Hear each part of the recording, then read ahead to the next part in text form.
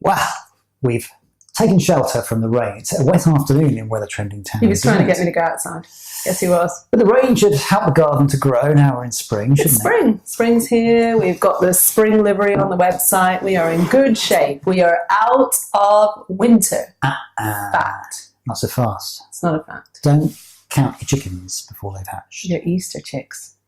Easter chicks indeed. Because what is he talking about? And he's quite happy about it. Return of the beast, or the son of the beast, or the brother of the beast is what we're hearing about, as we see a similar setup potentially this weekend to what we had 2 weeks ago, when the UK, of course, was so badly affected by bitter cold weather and that very disruptive snow and freezing rain, of course. Now, it looks like that easterly wind's going to set in again this weekend. How confident are you about that? Well, we're pretty confident about that. Yeah, I mean, all the computer models are now indicating we're going to see quite a shocking change to the weather after a few mild days. It's going to turn much colder, yes. Very quite quickly, cold. Right? Yeah, sort of right at the end of the week into the weekend, cold air, Easter's gushing. So the question is, how bad is it going to be? Well, I think, in some places temperatures will struggle to get much above freezing. I think some places will see some snowfall, some significant snowfall. Yes. Now, all of these things will have an impact for sure.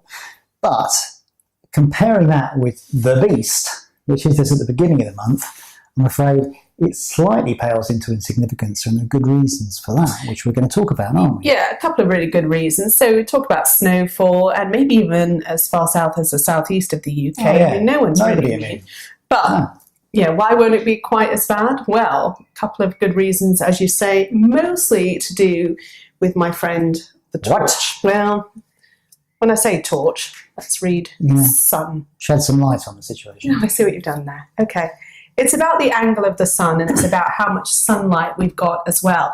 Believe it or not, just in the last couple of weeks, between what we saw at the very, very dying days of February into the start of March, when of course we saw the coldest March day on record. From there to where we'll be at the end of this weekend, beginning of next week, we'll have gained an hour of daylight, and the sun will be much, much higher in the sky as well. So if you look at this little pad here What's on Earth? as the Earth. This is the Earth, right? Yeah. Surface of the Earth. This is the sun over there. And this is sun's rays. Yeah. Here, okay? So spread quite thinly. They're quite a long way away. Now, as that sun gets higher and higher and higher and moves more towards us, and let's not forget that the equinox is on the 20th of March, so only a couple of days after when we're talking about, then you can see it's much more concentrated. It's more brighter, it's more direct, it's more powerful. Yep. And in actual fact, it's hard to believe, but the sun actually, by the middle of next week, will be almost 50% stronger than it was at the beginning of the month. So if you think about that, if we'd have had maybe 2 torches on the UK back at the last beast, then this would be 3 torches. So the melting capacity and the heating capacity of the sun on the ground and on the snow is much, much greater, which means what snow that does fall probably won't hang around for as long.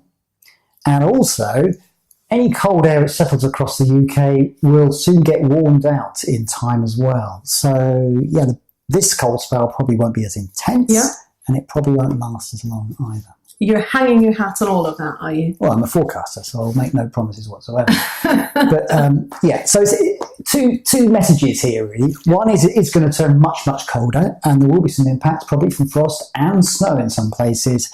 But to compare this with the record breaker at the beginning of the month is not a goer. And actually, historically, if you look back at records broken for cold weather or wintry snaps in March, they always tend to be at the very beginning of the month, not the end of the month, because of that difference in the sun's strength. So, in the meantime, I am digging on in for spring, despite this slight blip. How does that sound? Got to hunker down. She's coming in.